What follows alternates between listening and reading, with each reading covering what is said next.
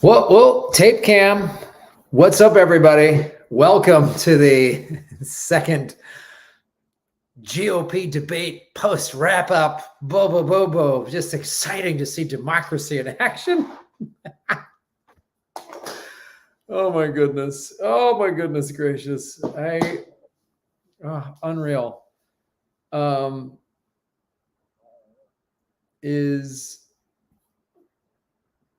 Wow. Thank you, everybody in the chat. Thank you, everybody watching over on Rockfin.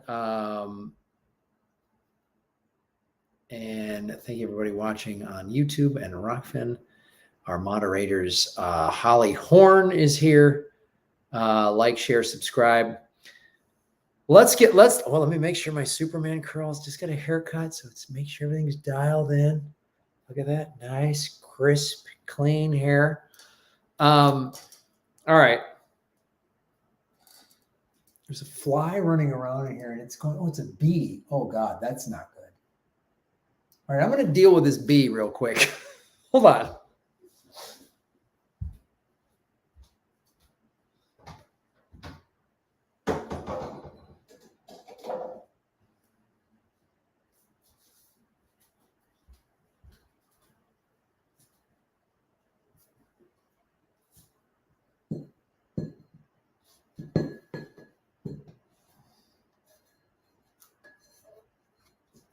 All right.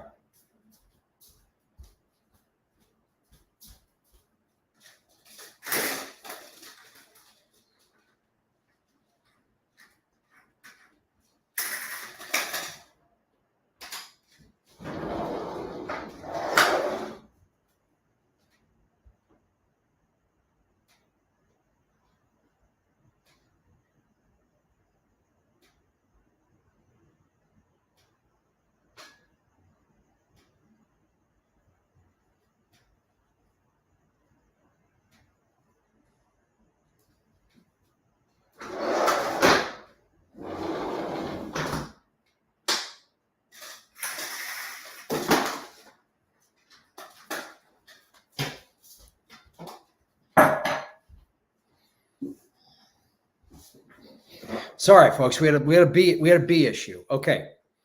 Hello, citizens of God. My name is Graham Elwood, and you are watching the Political Vigilante. We're going to talk about the second GOP debate, and to discuss this fine example of American democracy, the host of Get Your News On with Ron, ladies and gentlemen, Ron Placone. Jesus Christ. My God. That was wow. You know, everyone's like, this is the craziest, most chaotic debate I've ever seen. It's like, yeah, but try to be an optimist. It's the least chaotic debate you'll ever see again. So, I mean, try to look at it that way. The toothpaste is out of the tube, Graham. They are all going to be even fucking worse from here on out. The Republican Party, the Democrats are woefully out of touch. And the Republicans are 10 times They're more insane. They're insane. I mean, every time you listen to them, you realize you're like, there's a reason why nowhere else in the world has anything that compares to the GOP. At least not as far as like a party with relevant power. Right. Like there's nothing that compares to them. And it's because, well, when you have a two-party system, Wall Street owns both parties, sure, and the Democrats are typically what the most right-wing option looks like in other places. Right. Yeah, you're going to just get this fucking insane asylum. I'm just like, what world? And the thing that's so funny, I mean, like, I guess it's just sort of the necessary to keep America thinking, to keep obviously you and I know this from doing our shows and everything. The ruling elites have done an excellent job of getting Americans to fight with each other over these stupid subjects, these stupid issues, and to keep us fighting red versus blue. And so these kind of debates help foster that, because they're like, you know, Joe Biden is just some lefty socialist with these open borders. It's like, I tweeted this. The cages were built by Obama and Biden. Yeah. Like, Obama was called the deporter in chief. And he hasn't done, yeah. I mean, he hasn't done shit about any of it either. Biden has done nothing. I mean, like, they paint this thing that Joe Biden is just this lefty hippie, just letting, like, he's bombing people, he's sanctioning people, which is creating, of course, there's no conversation about, if America stopped sanctioning all these countries, we wouldn't be creating all of these. If we make things so unstable in so many countries in Latin America and all over the world that people have no choice. Nobody wants to leave their home. You don't want to walk 1,000 miles. You and your wife don't want to walk 1,000 miles. So what would it take for it to be that bad? Yeah, so to go to Texas. Who the fuck would do that ever? Oh, and so they never addressed that issue. And then it's like his, they talking about under Trump, we were energy independent, and Joe Biden's, green hippie policies. Biden has signed more drilling permits on federal lands than Trump did. Like, it was maddening that I'm like, you're painting him out to be this hippie socialist, which he is not. Like, I wish. Yeah. It's so crazy. 279's back. The super chats are back. Hey, 279. Oh, is that your friend? Is that your buddy? That's the 279 guy. 279. We didn't see him a couple of chats. We thought maybe your mom took away your debit card or something, but we're really glad you're back. He's probably more insightful than the GOP debate was. I'll give him that. It's Ron DeSantis is a Nazi. He can't smile. He's a Nazi. He's a theocratic fascist. And, they all say such crazy things. Like, Mike Pence is living, he thinks it's 1984. He's just like. The book or the year or both? Both. Oh, yeah, that tracks.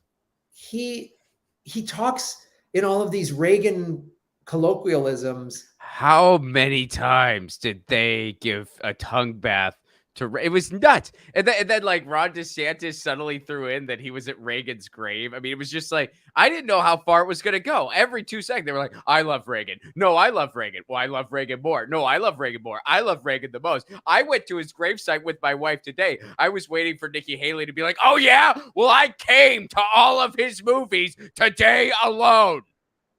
I orgasmed to each of them. How many Reagan movies have you come to? Are you an American? It's so nuts, dude. And every Republican debate, they always have at least one or two at the Reagan library or whatever, and they always try to out-Reagan each other. They always just talk about how great Reagan is. And it's like, there's so many things that's hilarious about that. First of all, I think if you mention Reagan's name 3 times, he appears on stage. So I think they were trying to do that. He appears on stage and doesn't know where he is. Just like Biden. It's so great. And then it's like, if you look at Reagan's honestly, Joe Biden is to the right of Ronald Reagan now. They're living in this clown world. The Republican Party is living in this, and the Democrats are so out of touch, but the Republicans are the Democrats are like out of touch old rich people who think they're helping. They're the party that gives you $1 for Christmas and thinks, well, you're going to be able to you're going to go to get the whole candy store for $1. And you're like, no. And the Republicans are the crazy people that think birds are fake or whatever, they're nuts. They're so nuts. I don't know. My buddy Francis, an old coworker of mine from years ago, he always put it this way. And I feel like as the years go by, I feel like he just kind of nailed it. He was like, man, Republicans or Democrats will piss you off, but Republicans will get you killed. Yes. And again, all of their policies, they've always been the party of just crazy fear. And the Democrats have this fear too thing, but they're just like, so China's coming, Russia's coming, Iran's coming, the immigrants are coming. Their whole thing is. And of course, America's not to blame for any of these problems at all. It's just, this is the thing that is why American politics is so dumb by design, is whatever party is not in power, they always say they always talk about whoever's in the White House, like prior to that guy getting there, everything was great.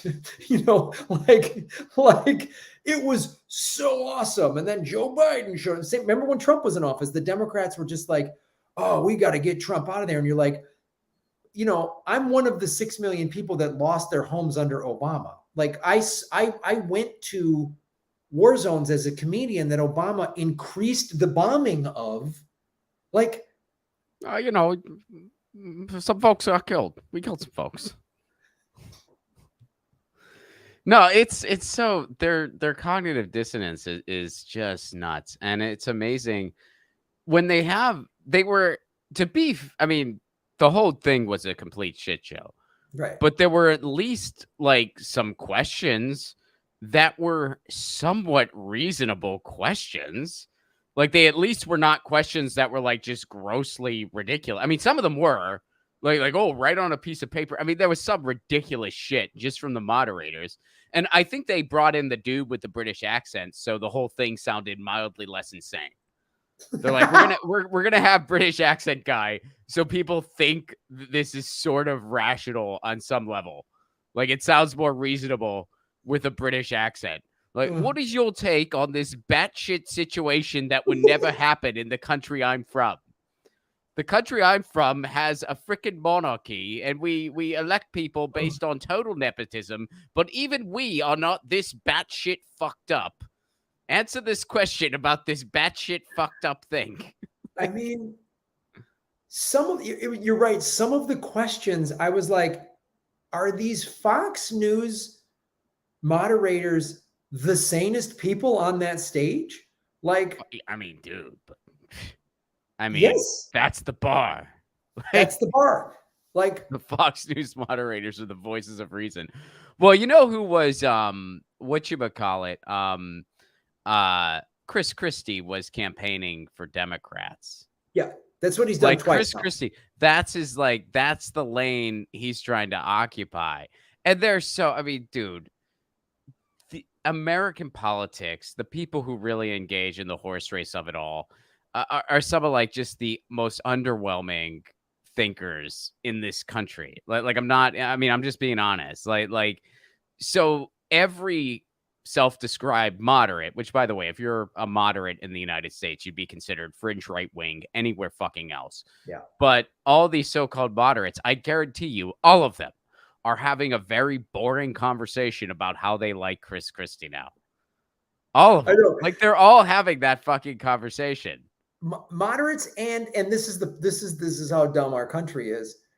There's college educated liberals who are like, Chris Christie, I'm okay with him on something, just because they're dumb enough to buy he's catering to Democrats. He's from a blue state. He's catering to Democrats. And his whole thing is, I'm going to go after Trump. So liberals will vote for me as the lesser of two evils if need be. That's what he's doing. And there are enough liberals that will hear him and go, oh yeah, no. He would take votes away from whoever the Democrat is. Yeah. Because they just are that freaking lost and ridiculous. They'll be like, oh yeah, no, he's reasonable. Did you hear him? And he's all, I mean, even like he really skated the line on the abortion thing, because he was like, well, I'm pro-life, but states' rights. I mean, that was the whole thing with Roe v. Wade, right? I mean, dude, that was like a Tim Kaine level freaking play. So he's welcome in the Democrats' Big Tent. He is welcome in their Big Tent. And so I don't know. Maybe I think he's just pushing for more TV spots, but he is campaigning for Democrats. Oh yeah. And like, be ready, because clearly, and the moderators made the point. They're like, none of you combined can beat Donald Trump. Right.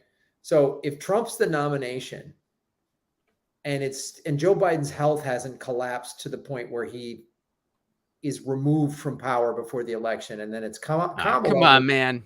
Come on, Mac. If Kamala, if this happens, then, if the Democrats decide to have an open primary because they're worried Kamala can't win, I wouldn't be surprised. I mean, again, anything is possible in this insane election. Chris Christie goes, the Republican Party's out to lunch. I'm tired of, and I'm going Democrat, and he runs with the Democrats. I could see it. I don't think they're going to have a primary. I mean, I think they're going to just, if they don't get to shove Biden down our throats because of his health, they'll be like, oh, well, it's got to be Kamala just by default. I mean, we don't have anybody. And they'll just like force Kamala down everyone's throats. And they'll just run on, but Trump. So, sure. Trump I mean, that's they it. won't. Yeah, They won't like. They're not going to have a primary. I mean, they're just not. I mean, I've sort of, and honestly, I mean, even if they did, it would be. I mean, what? I mean, it'd be nice to see a debate between Marianne Williamson and RFK and Joe Biden, but I mean, it's not going to be an honest primary. Like it's not like anyone's going to have an actual chance. No. I mean, I guess I have wishful thinking because I still believe Biden was never there was no intention of Biden finishing his first term. Never. I just, and you can't hide his health. I mean, Trump is even running ads saying Biden's mental cognition he's not good enough to be president. Like Trump is running ads, right? Like, so I think Biden, and again, his health, he could literally die any day. And if that happens, you're right. The Democrats, I guess I really want the Democrats to have a primary as well, because I just want to watch more of this clown car, because I have no faith in electoral politics. I have no faith in this country at all.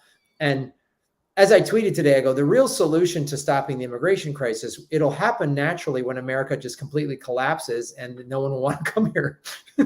Well, they already don't want to come here. They just like don't have a choice. Because I mean, honestly, if you really wanted to do something about it, you would do something about climate change. Because like they're all climate refugees.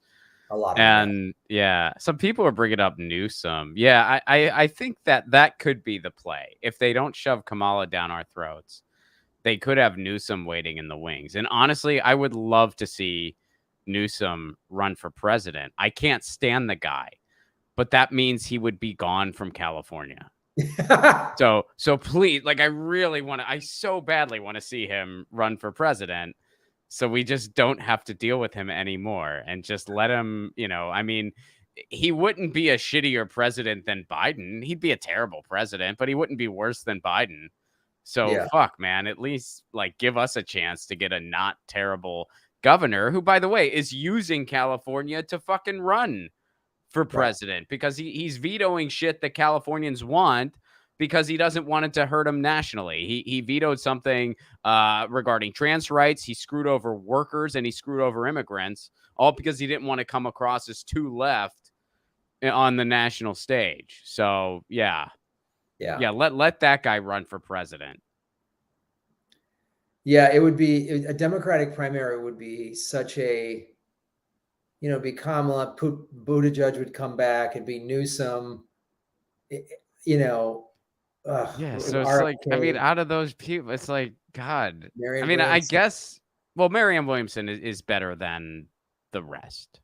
I compared to everyone else. Yeah, I mean, she's a horrible person that yells at her staff, but sure. I mean, compared to Biden, I mean, yeah, she is definitely, better than them. It's not saying much, but I mean, I don't even think in this 2-hour debate tonight, I was like, I don't think I heard one like viable policy debate discussion. I mean, the guy, I guess the governor of North Dakota. Yeah, which, by the way, it's so weird that guy's a big conservative because he used to be Frankenfurter's assistant.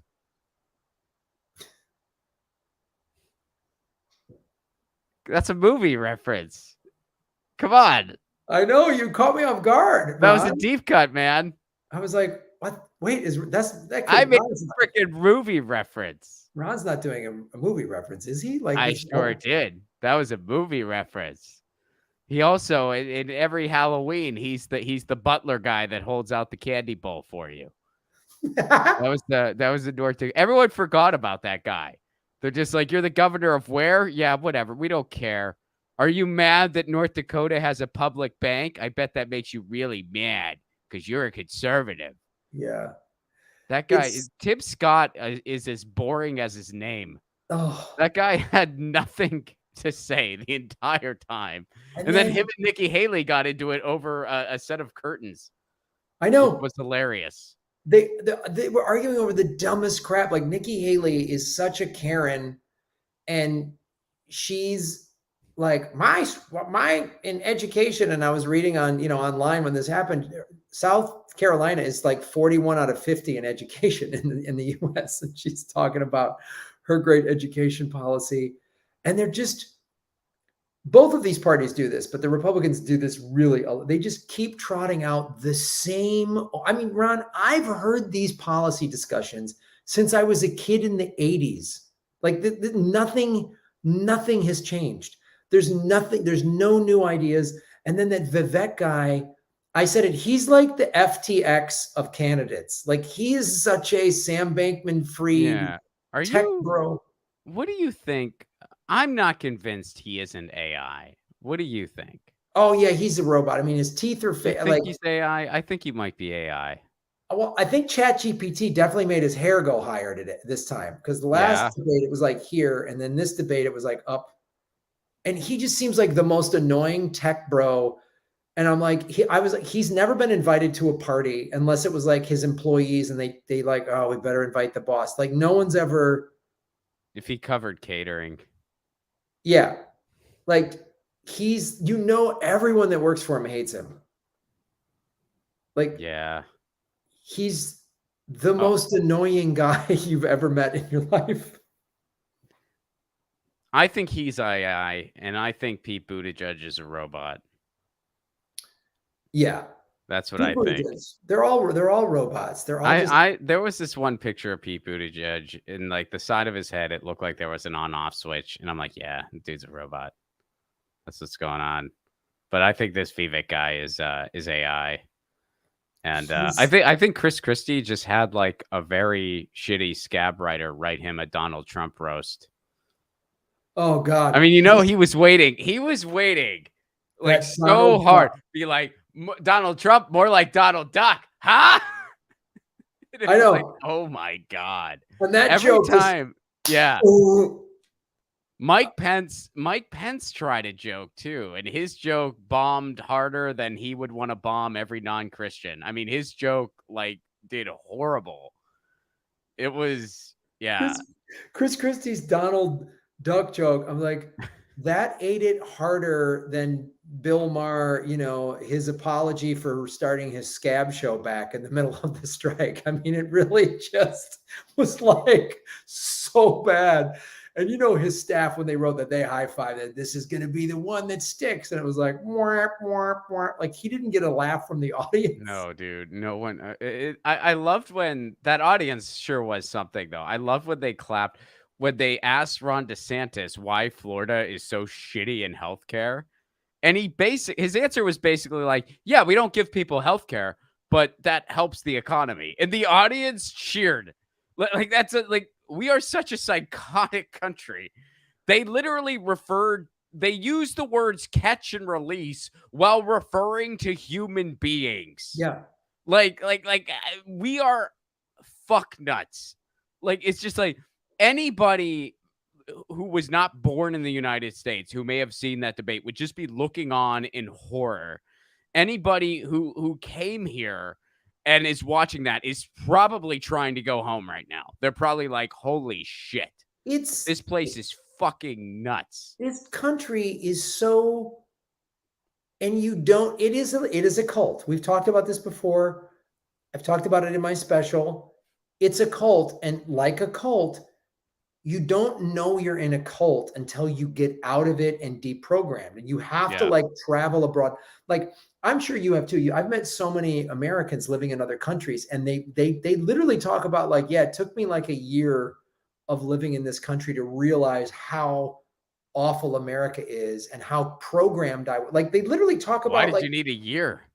yeah, but I mean, I feel that in like an hour. And but you really though, it's a year of your daily life in another country going, oh, that's right.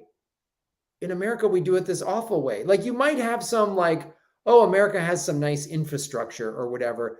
But then you go, oh, there's just people, you walk through, I remember just walking through Paris and just like at night, and people were just down by the river or, drinking wine and singing and making out, and because they're just enjoying their life, just like, Yeah. just like, yeah, and people just having a nice time, and a government wouldn't like talk in these terms. We just talk like everything's hunting. We are like the most sadistic, evil, crazy, bloodlust, greedy band of psychopaths, our country. It's so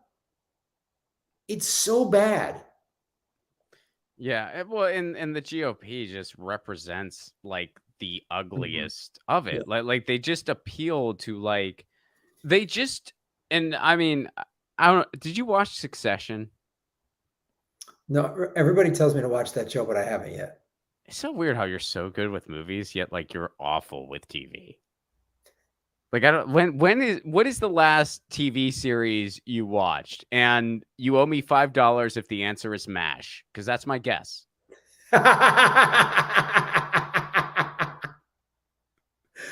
I think, Ron, I think that's Is ageism. it MASH? No, it's not All MASH. right, what is it? What It's is it? what did It's I probably watch? Friends or something. No, fucko. I watch scripted stuff on the streaming services. I'm not that much All of an right. old. Well, what is it? I watched Rabbit Hole with Kiefer Sutherland. That's like All a right. CIA on Paramount streaming. Okay. I watch the streaming app series Now a are lot. you're not making that up because you know I might not be familiar with it. What if you just made up a series? Because that would be something you could. All right.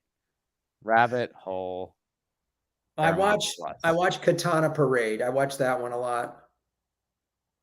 All right. Yeah. So this is a 2023. All right. So you're just a little choosy. This was a 2023 thing. When bodies topple from a high ledge splat in a splat of ketchup. Okay. It's a Cool. conspiracy show. It's like I a like it. yeah. And I watched Tulsa King, which was Sylvester Stallone, Tyler Sheridan. Okay. All right. And then I just watched A Lioness, which is another Tyler Sheridan, very sort of pro CIA You're show. you're like you're like you're like the you're like the indie hipster when it comes to TV series. You won't watch the stuff that like Yeah. everyone watches. No, I won't. Like you're like Game of Thrones, no. Never watched Succession, it. hell no. I never watched Game of Thrones. I Never. I bet you will not even go near the bear. I bet you're like, oh no, oh no, they don't know Chicago. I fucking know Chicago. I'm Yeah. not gonna watch that show No way. I'm not watching a show. about Chicago. No. They do Chicago stuff. All right. Well, you should watch Succession. It's brilliant, but like towards the end when the brother is speaking about his Fox News brother and he basically just says my brother decided I'm not really spoiling anything, but I'll tell you like sort of what he said. He goes, "My brother at one point just gave up and decided to appeal to the worst instinct in men of man, humankind." And that's just such I mean that's exactly what is going on in our politics. That's what the GOP has been for 40 plus years. That's what a lot of the Democratic Party is, and the rest of it is just, like neoliberal nonsense. And that's what a lot of the reactionary shit you see online is. It's just a nihilistic giving up, appealing to the most knee jerk, lowest common denominator, anger chromosomes of man. Like that's just literally all it is. There's no substance to it. And that's the freaking majority. And That's the majority. I would add, I think a lot of the billionaires and the tech companies and stuff go, well, how do we capitalize on this lowest common denominator? How do we capitalize on this worst qualities of human? I mean, look at TV. I mean, like, look, the writer's strike is look like it's hopefully ending. I remember the last one in 2008, 15 years ago. That's when all of the reality shows came on, and all of these reality shows, largely, some of them had, but I'd say less than 10% of them had redeeming qualities. Largely reality shows where the worst qualities, like Survivor, it's like pitting everyone against each other and how to be conniving and lying and screw people over, and all these horrible shows that were like, let's bring out the worst in human behavior and make money from it. So everyone's pretty cynical. And you get it when you see how you know how frustrating it is when you try to like do the right thing, and what happens when you fight City Hall. You get censored, you get demonetized, deplatformed, whatever. And I can understand how some people just go, well, I'm going to just go negative. And hey, I mean, there's a huge elephant in the room that went a certain direction that we that to chase clicks. But yeah, I mean, but that's the direction the country is going, though. I mean, that really is like it's just all just, you know, being a reactionary is not. I mean, someone tweeted this, and I wish I could give credit, but you know, I saw it on Twitter and then I liked it and followed the person, but they just said being a reactionary is not an ideology. No, like just being, I hate this, I hate that, I hate, like, that's not a freaking ideology. And when that's all you have, you're just gonna be a big can of brainworms, frankly. And that's what people, a lot of people migrate to online right now. It's just like an era we're living through. dude, social media is awful. I mean, the one thing Vivek I'll give that he's like, we need to not these addictive social media platforms. Kids shouldn't be on them until they're 16. I was like, that's the one thing I was like, I kind of agree with that, because I think it is, social media has written. Now he's also part of the problem as well. And I like when they threw shade at him for being on TikTok. that That was one of the dumbest parts it was of so like, a night of shit. oh, and that's like, again, the one time where you're like, well, Vivek has so many things wrong with him. The fact that he wants to connect to young people on TikTok is that's not a bad thing. Yeah. And it's also just like, again, one of these things they won't ever say is like, TikTok, the Chinese are monitoring our citizens. Only we get to do that. Is Right. Really It's okay when we do it. I mean, I don't agree with that, like, regarding social media, just because, I mean, as toxic as social media can be, the other side of it is there are children and young people who are under 16 who still kind of need the internet for some life-saving resources in their lives. Sure. So yeah, but I think that the sentiment, like I do get the sentiment that it's like it can be so toxic. Yeah, I mean, do I agree with am I like, yeah, let's stop. No one can have the internet until they're 16. No, that's a ridiculous but there needs to be some type of, it is a thing that was the one like idea that I sort of agreed with I get where you're coming from on that one. Yeah, no, I feel you. Because I want to say this too, because what social media does is it creates a division. It's everyone's fighting with each other. Dude, I have two clips from my special I just dropped in the last couple of weeks. Both, I took my Florida bit, which is about 4 or 5 minutes, and I took two like 40-second clips from it. And they both are now at like 700,000 views. And a large portion of the people are like, this is hilarious. But then there's some people from Florida who are all offended by it. I'm like, it's a joke. Again, and everyone's like fighting, and some woman's a Christian telling me that Jesus is mad at me or whatever. And I'm just like, wow, you took time out of your day to watch my thing and then tell me this. And how divided everybody is and how ridiculous our system is. That was encapsulated in this dumb debate tonight when they're all yelling over each other. I didn't even know what they were saying, and I don't know what anyone's point was making. Dude, there was no policy being discussed. And you're like, yeah, this is American politics. This is how preposterous it is. I mean, we went through it. I mean, I went through it 2 years ago, just saying, hey, maybe we should have some mandates or something. Like you couldn't discuss it. You couldn't have a debate with that. You can't have any sort of reasonable discussion about anything regarding COVID.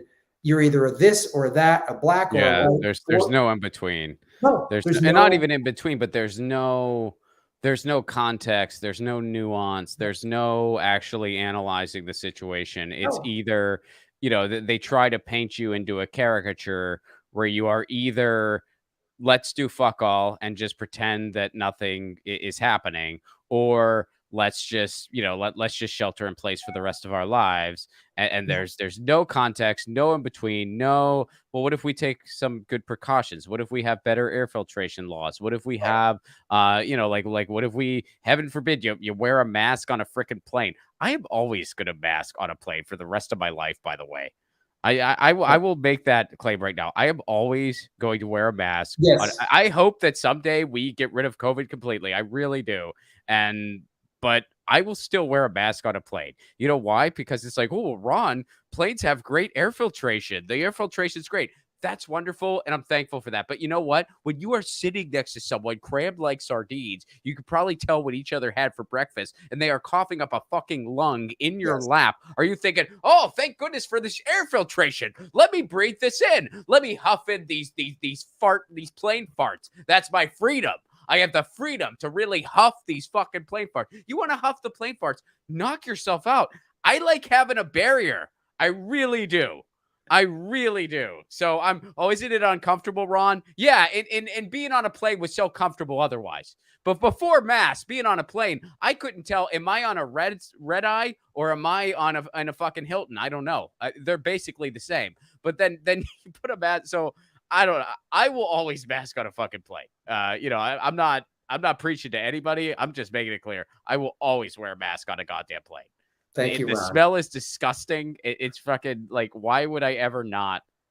Like, there's no reason not to. Thank you, Flavio Monterola. To be honest, Graham, Florida is a terrible, horrible thing. Thank you for that. Thank you for the Flavio Someone's Monterola. guest host is hated by his audience. Is he talking about me? I Do don't know. Graham's people hate me? I'm not the guest host. I don't know what he's talking about. Who's he talking about? Someone's guest host is hated by his audience. Dude, Flavio's giving you a freaking riddle. Riddle me this. He's shouting out some of your stand-up, and then he's giving you a riddle to solve. Someone's guest host is hated by his audience. What has wings but never flies? What? Flavio, you're challenging us, and we just watched a bullshit thing. Our brains are hurting from how, like, you watch this, and the whole time I'm watching this, I'm like, yep, I'm gonna stay in this country for a year and try to sell some shows and make money, and then I will be gone.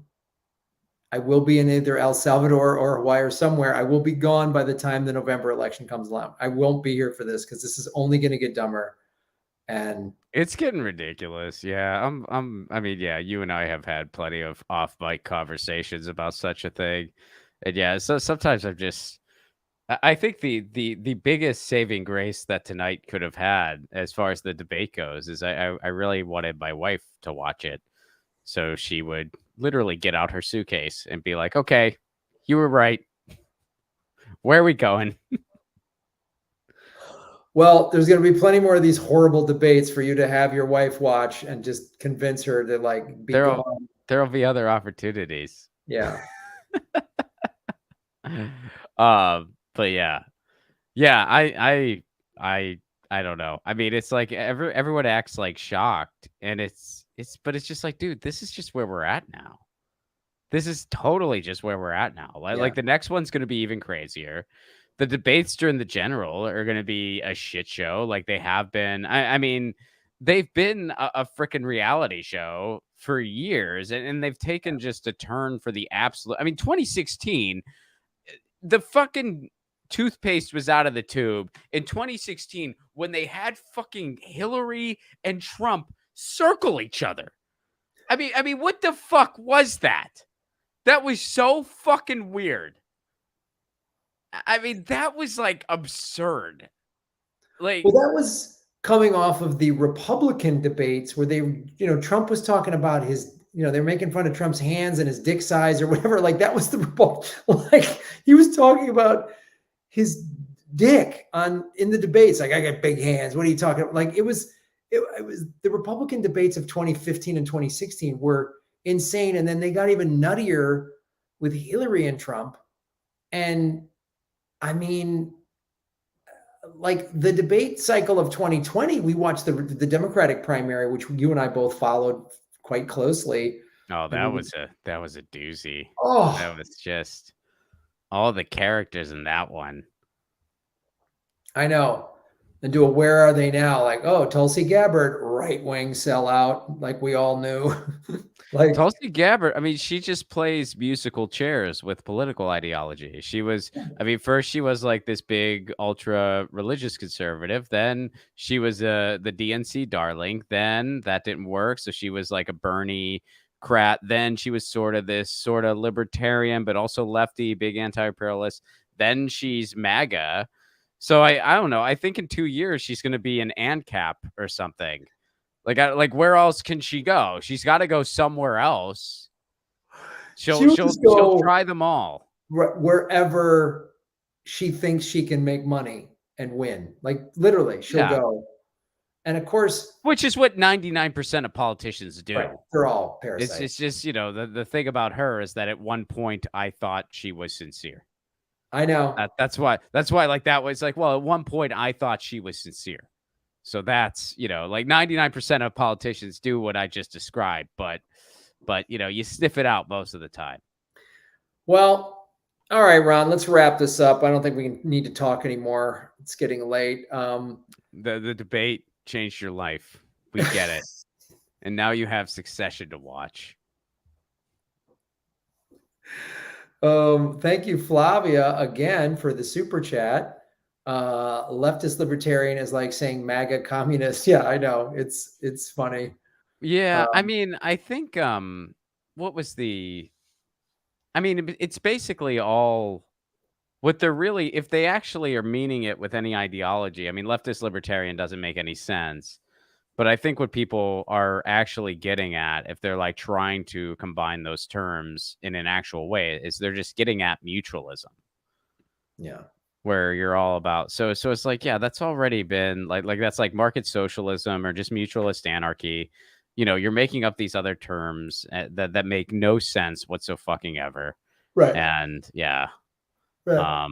So, but that's what happens when you're just terminally online and you've been paying attention for like a year and a half. You start just making up fucking words like leftist liberty. It's a thing I made up. It makes no fucking sense. Well, it's a thing I made up. And MAGA communism. I mean, that's a freaking like that's a parody. Like that's a fucking parody. And Richard Wolff, when he was asked about MAGA communism, he fucking nailed it. Go see what Richard Wolff had to say about that. Yeah, he's pretty critical of billionaires too. Like, Richard Wolff, yes, he also does that. Yeah, but there is one good billionaire out there. Which one? There was one. He's no longer alive, but he was the one good billionaire because of who he gave money to. But we have a long way to go in terms of this primary. And like we talked about at the top of the show, we don't know what's going to happen with Biden's health and what's going to do with that. But I mean, I think they're going to prop him up there, man. I think. Yeah. What do you think? Where do you see this happening? Take us a year from now. It's September 2024. Who's running against who? What happened? So honestly, my instinct guess right now, it's going to be a Biden-Trump rematch. And I think if the election were held today, Trump wins by a little bit, but there's still a lot of time. And Trump could still say and do a lot of stupid shit. Now, so could Biden. So I don't know. I mean, I think it's going to be a rematch. That's my guess. As far as who wins, I thought Trump was going to win in 2020, and I was wrong. So yeah, I don't know. I don't know who's going to win. I think it'll be Trump versus I don't think it'll be Biden. I just don't think his health is going to make it. And I think the Democratic Party is already sort of stacking up. They're already putting stuff out there in the media to be like, we don't know. Like when CNN is like, boy, we don't know about Biden's health. That's the DNC like planting the seed of we got to get somebody else in there. And so I think it's going to be somebody else. I don't know that it'll be Kamala because I don't think she's popular enough. Although the deep state loves her, the billionaires, the deep state love her. So it could be. I think you're underestimating the power of Corn Pop's concoction, aka cocaine. Biden is going to be. I just think though he could literally just die, and they won't be able to pump him full of whatever if he just dies. So The weekend at Bernie's him. So just. You don't think they would do that? I think they would do that. I think they would too. I think I will say I'm becoming more and more convinced that there's a possibility of Newsom being recruited. Yeah. Because I do think that the DNC is aware of whatchamacallit. I think they're aware that Kamala Harris is grossly unpopular.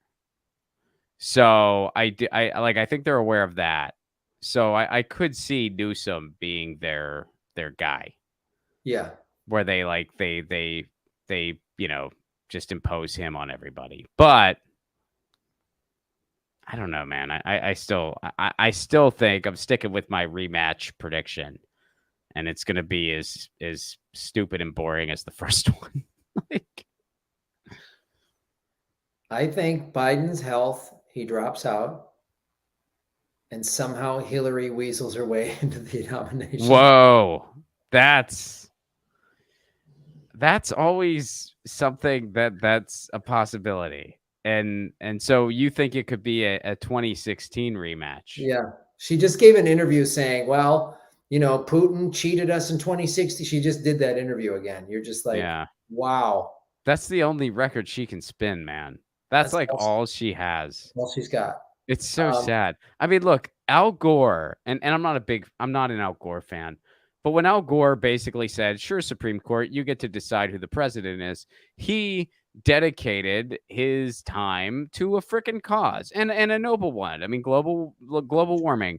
I mean, I'll give a little credit where it's due there. Hillary Clinton could have done the same thing. Hillary Clinton could have been like, well, this is bullshit, but you know what? From now on, I don't think it's right that, so many presidents who won the popular vote don't get the job. So I'm going to dedicate the rest of my political career to eliminating the Electoral College. She could have done that. And honestly, as much as I dislike Hillary Clinton, I would have said, you know what? Respect for that, because that needs to happen. And I'm with you on that cause. We still have a lot of disagreements, but that's great that you're going to dedicate yourself to trying to get rid of the Electoral College. Bravo.